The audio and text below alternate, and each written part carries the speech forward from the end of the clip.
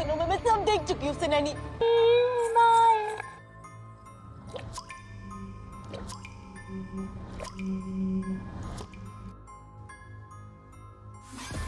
Hello বন্ধুরা, আমি NS Tasnim তোনা। আজকে যে মুভিটি এক্সপ্লেন করব সেটা একটি ভয়ঙ্কর মুভি। এই মুভিটি দেখলে যে কোনো মানুষের গা শিউরে উঠবে। এই মুভিটি সম্পর্কে আমি তেমন কিছু বলবো না। মুভির মাঝে মাঝে মনে হবে এরপর কি ঘটতে চলেছে, মুভির মাঝে মাঝে মনে হবে এরপর কি হবে, সেটা তুমি নিজেই বুঝতে পারবে, কিন্তু আপনার ধারণা ভুল হবে। চলুন বন্ধুরা, তাহলে আমরা সিনেমার গল্পে চলে যাই। এর নাম সাক্ষী, আর এ হচ্ছে ওর হাজবেন্ড হেমন্ত।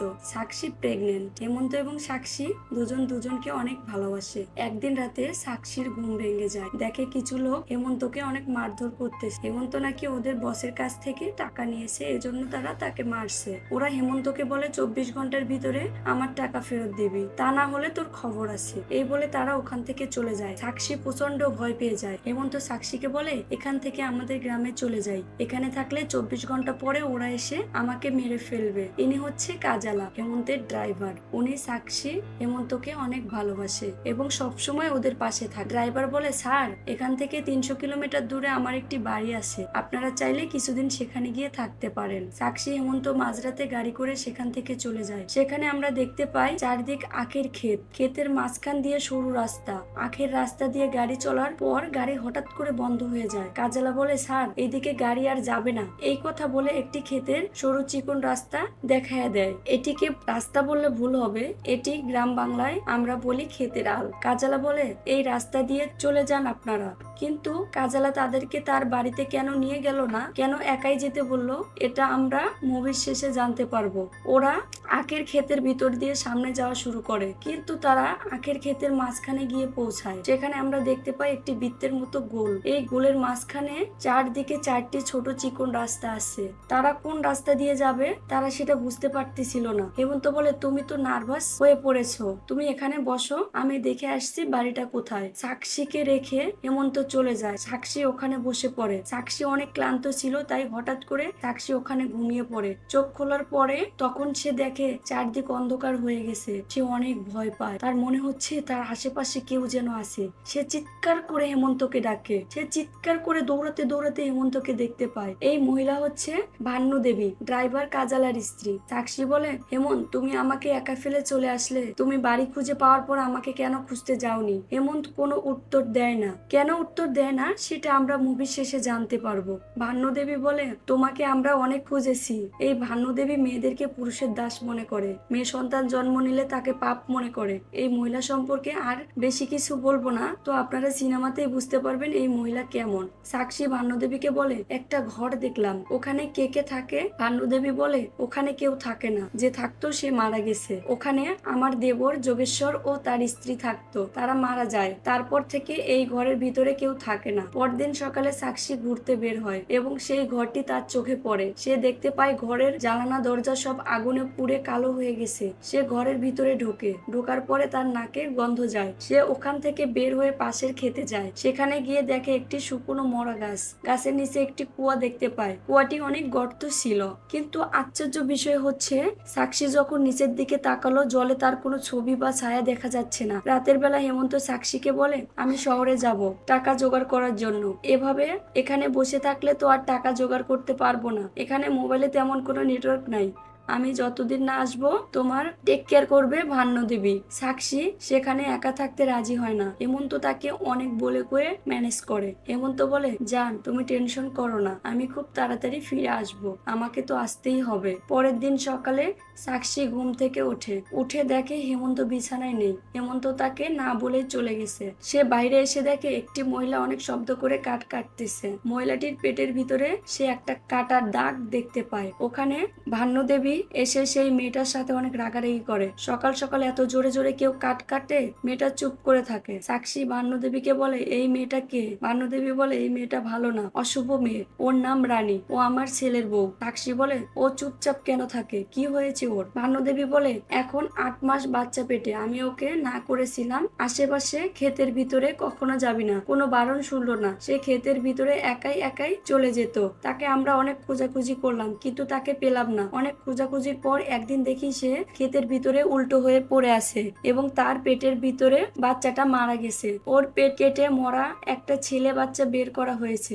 এই যন্ত্রণা সহ্য করতে না পেরে আমার ছেলের রাজবীর শহরে চলে যায়। সেদিনের পর থেকে রানী আর কোনো কথা বলে না। সাক্ষী ভানুদেবীকে বলে তার সন্তানও তাদের। এই কথা শুনে ভানুদেবী অনেক খুশি হয়। এরপর রাতের বেলা ভানুদেবী সব কাজ শেষ করে সাক্ষীকে বলে আমি একটু বাড়ি থেকে আসছি, আজকে রাতে তোমার সাথেই থাকবো। এটা বলে ভানুদেবী সেখান থেকে চলে যায়। চলে যাওয়ার পর সাক্ষী উঠানে ঘোরাঘুরি করছিল। হঠাৎ করে দরজায় বিকট একটা আওয়াজ শুনতে পায়। দরজার বাইরে তাকিয়ে দেখে একটি বাচ্চা দরজার কোরান আসছে। বাচ্চাটা দেখতে অদ্ভুত ছিল, কিন্তু সাক্ষীর কাছে সেটা ভালো লাগে, কারণ সাক্ষী বাচ্চাদেরকে অনেক ভালোবাসতো। কিন্তু সেখানে গিয়ে সে দেখে একটা নয় তিনটা একটা বড়, একটা মেজো, একটা ছোট। একটা বাচ্চার পিছন পিছন সাক্ষী যেতে থাকে। তখনই ভানুদেবী সেখানে চলে আসে এবং সাক্ষীর হাত ধরে টেনে নিয়ে রুমে আসে। সাক্ষীকে জিজ্ঞেস করে ওদিকে কোথায় যাচ্ছিলাম। সাক্ষী বলে ওদিকে তিনটা বাচ্চাকে দেখলাম, বাচ্চারা অনেক মিষ্টি। ভানুদেবী অনেক রেগে যায়। রেগে গিয়ে বলে ওদের থেকে তুমি দূরে থাকবা, ওদের ছায়াও যেন তোমার উপরে না পড়ে। জেদ করে বলে বাচ্চা আমার ভালো লাগে, আমি ওদের সঙ্গে খেলবো, আপনি আমাকে বারণ করতে পারবেন না। ভানুদেবী প্রচন্ড রেগে গিয়ে বলে দেখতে পেলি না রানীর কি অবস্থা, আমার কথা না শুনলে কিন্তু তোমার সাথেও খারাপ কিছু হবে। সেদিন রাতে হঠাৎ করে সাক্ষীর ঘুম ভেঙে যায়। সে দেখে ভানুদেবী বিছানায় নেই। চারদিকে খুঁজতে থাকে আর দেখে তার পাশেই চোখ বড় বড় করে বসে আছে। পরের দিন সাক্ষী আয়নায় নিজেকে দেখছিল। আয়নার ভিতরে রানীকে দেখতে পায়। রানী তার দিকে তাকিয়ে আছে। সাক্ষী বাইরে বের হয়ে রানীর দিকে যায়। রানী তাকে কিছু বলতে চাচ্ছে। সে অদ্ভুত দৃষ্টিতে রানীর দিকে তাকিয়ে থাকে। ভানুদেবীকে দেখে রানী ভয় পেয়ে বসে পড়ে। এবার সাক্ষী বাচ্চাগুলোকে আবার দেখতে পায়। সাক্ষী বাচ্চাগুলোর সাথে লুকোচুরি খেলতে থাকে, কিন্তু সে কিছুতেই তাদের ধরতে পারে না। বাচ্চাগুলো লুকোচুরি খেলতে খেলতে সাক্ষীকে বাড়ির পিছনে ঘরটার সামনে নিয়ে যায়। সেখানে একটি রেডিওতে বাচ্চাদের ঘুম পাড়ানোর গান চলতেছে। বাচ্চাগুলো ঘরের ভিতর ঢুকে পড়ে। সাক্ষীও রেডিওটা হাতে নিয়ে ঘরের ভিতরে যায়। ঘরের ভিতরে গিয়ে আর দেখতে পায় না। সে ঘরের বাইরে বেরিয়ে আসে।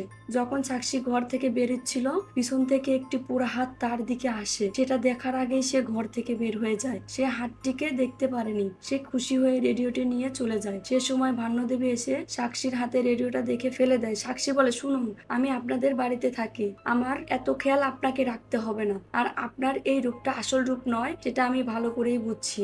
আপনি আমার কেয়ার করছেন না। আপনার আসল রূপ সেটাই যেটা আপনি রানীর সাথে করছেন। আমি জানি এখানে সবকিছু নাটক চলছে, এখানে কোনো কিছুই সত্যি নয়, আর আপনিও সত্যি নন। সে রেগে ঘরে গিয়ে দরজা লাগিয়ে দেয়। সন্ধে হেমন্তের কথা শুনে তার চোখ খোলে। দৌড়ে গিয়ে সেখানে দেখে হেমন্ত এসেছে আর ভানুদেবী হেমন্তের সাথে কথা বলছে। সাক্ষী হেমন্তকে জড়ায়ে ধরে এবং কাঁদতে থাকে। সাক্ষী হেমন্তকে বলে হেমন্ত, আমার এখানে সবকিছু অদ্ভুত লাগছে। এই মহিলা সবসময় আমার দিকে নজর রাখে। আমার মনে হয় আমার পেটের বাচ্চাটার দিকে নজর রাখে। ওর ছেলের বউ বাচ্চা জন্ম দিতে পারেনি, আমার মনে হয় ও আমার বাচ্চাটাকে চায়। হেমন্ত বলে না না, এসব কিছু না, কেন এরকম করবে। সে ওখান থেকে চলে যাওয়ার জন্য হেমন্তের সাথে জোর করতে থাকে। হেমন্ত তার জেদের কাছে হেরে গিয়ে ব্যাগপত্র নিয়ে রাতের বেলায় সেখান থেকে রওনা দেয়। গেটের বাইরে বের হতে হেমন্তর মাথায় কে যেন লাঠি দিয়ে আঘাত দেয়। তখন সাক্ষী তাকিয়ে দেখে যে আঘাত করেছে সে আর কেউ নয়, ড্রাইভার কাজরা। আর সাক্ষী নাকে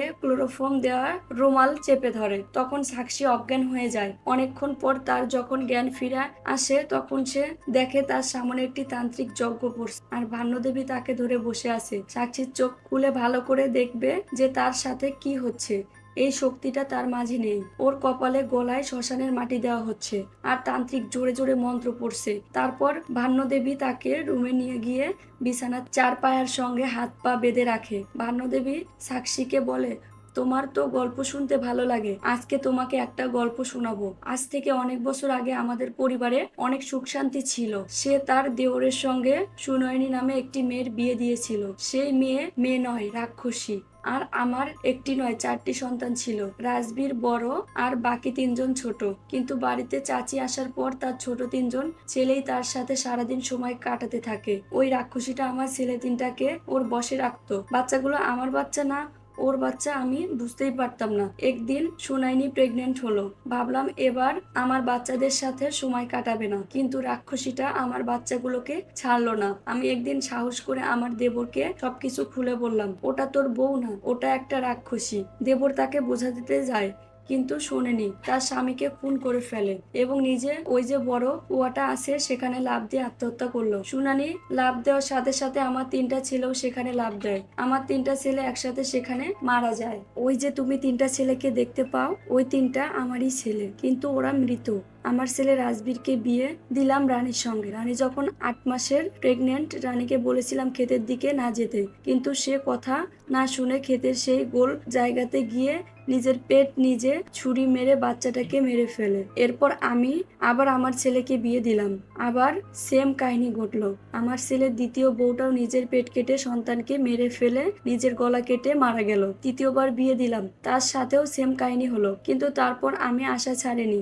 এবার আমি রাজবীরের আবার বিয়ে দিয়েছি, সেটা আমি শহরে দিয়েছি। তার বউ গর্ভবতী, কিন্তু আমাদের সৌভাগ্য তুমি আর তোমার স্বামী এখানে আসলা। আমার ছেলের বউয়ের ও 8 মাস, তোমারও 8 মাস। তান্ত্রিক বলেছে কোনো 8 মাসের গর্ভবতী মেয়ে যদি এই বাড়িতে 3 রাত কাটাতে পারে এবং ওই ডাইনির থেকে প্রাণ বাঁচিয়ে থাকতে পারে, তাহলে আমাদের বংশ থেকে অভিশাপ মুছে যাবে। তুমি যদি ডাইনির ছায়া থেকে বেঁচে যাও, তাহলে আমাদের বংশ থেকে অভিশাপটা দূর হয়ে যাবে। তুমি তো আমার মেয়ের মতো, আমার পরিবারের জন্য এটুকু করতে পারবা না? যাওয়ার সময় ভানুদেবী সাক্ষীকে বলে, এই 3 দিন 3 রাত তুমি যা যা দেখবে তার সবকিছুই সত্যি নয়, সবকিছু ভ্রম। এরপর দেখতে পাই একটা পোড়া হাত সাক্ষীর পেটের দিকে আসে। সাক্ষীর ঘুম ভেঙে গেলে সে চেষ্টা করে তার হাত পায়ের বাঁধন খুলে ফেলে। এরপর পেটের যন্ত্রণা অনুভব করতে গিয়ে দেখে তার পেটের উপরে একটা হাতের ছবি। হেমন্তকে কোথাও খুঁজে পায় না। হেমন্তকে খুঁজতে খুঁজতে পুরা ঘরটার ভিতরে আসে। সেই ঘরে ঢুকতে গিয়ে তার পায়ের সামনে হঠাৎ করে রেডিওটা আসে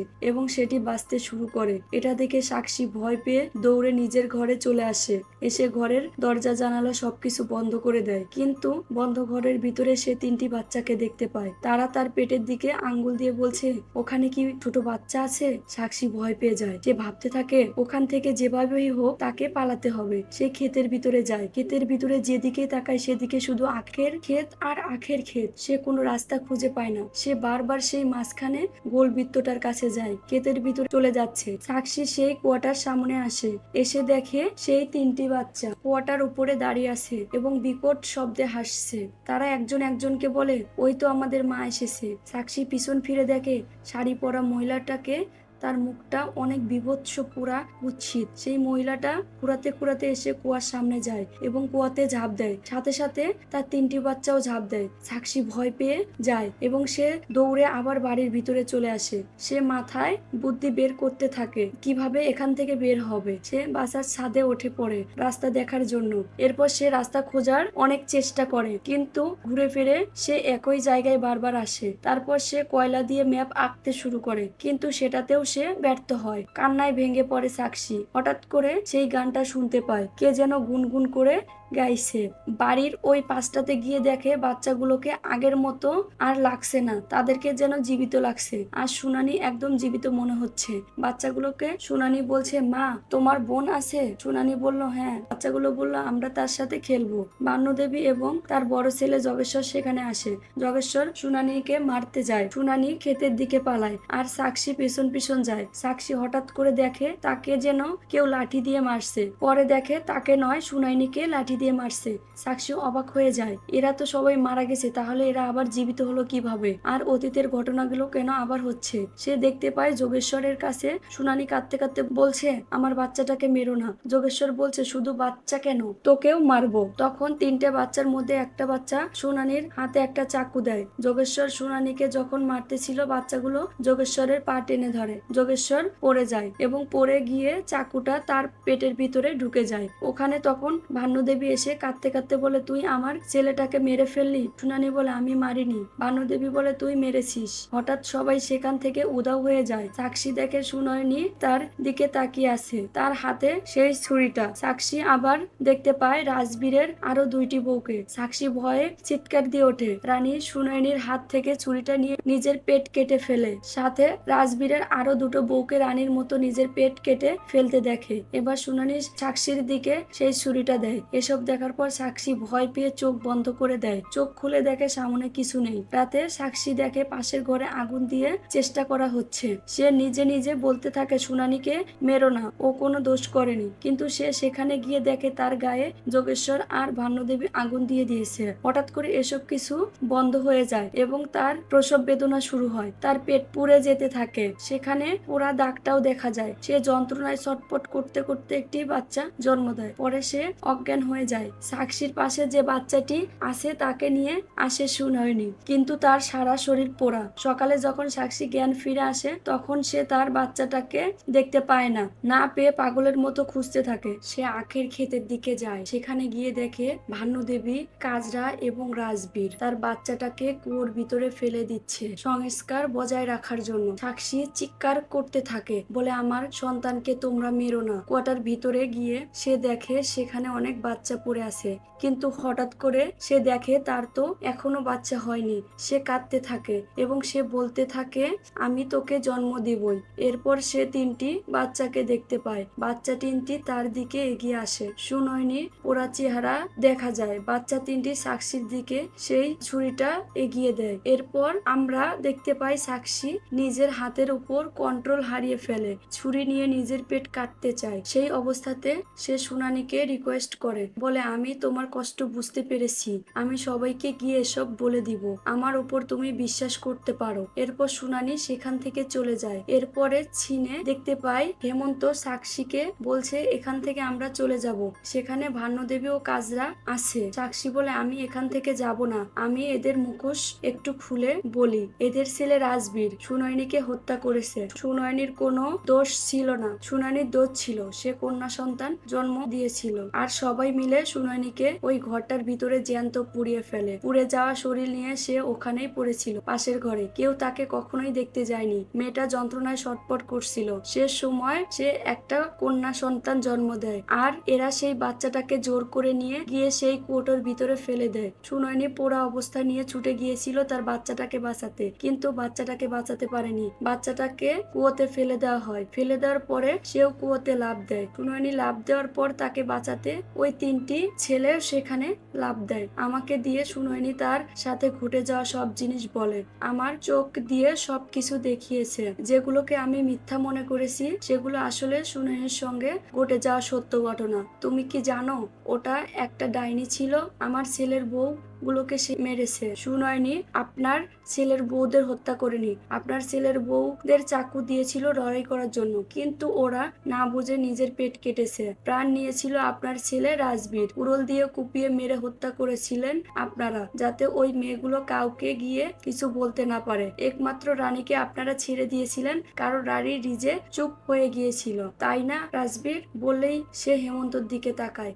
হেমন্ত বলে আমাকে কেন তুমি রাজবীর বলছো? সাক্ষী বলছে তুমি হয়তো আমার কথা ঠিক মতো শোনোনি রাজবীর। আমি সব কিছুকেই নিজের চোখে দেখেছি আর অনুভব করেছি, আর তোমার চেহারাটাও দেখেছি। রাজবীর যখন দেখলো তার পরিচয় ফাঁস হয়ে গেছে তখন সে সাক্ষীকে মারতে যায়। তখন সাক্ষী তার গলায় চাকু ধরে আর বলে এই মেয়েকে আমি জন্ম দিবই। আর এটা বলে সে চাকুটা সেখানে ফেলে দিয়ে চলে যায় এবং রাজবীর তার পিছন পিছন ছুটে যায় তাকে মেরে ফেলার জন্য। রানী রাজবীরকে কুড়াল দিয়ে মেরে ফেলে এবং তার সাথে তার মাকেও মেরে ফেলে। সাক্ষী যাওয়ার সময় আবার সেই গোল রাস্তাতে যায়। সেখানে সেই তিনটা বাচ্চাকে দেখা যায়। সেই তিনটা বাচ্চা তাকে সঠিক পথ দেখিয়ে দেয়। সে যখন সেখান থেকে চলে যাচ্ছিল তখন রক্তমাখা রানীকে দেখতে পাওয়া যায়। তারা দুজন একসাথে সেখান থেকে চলে যায়। তো বন্ধুরা, ভিডিওটি যদি ভালো লেগে থাকে তাহলে অবশ্যই আমার চ্যানেলটি সাবস্ক্রাইব করবেন।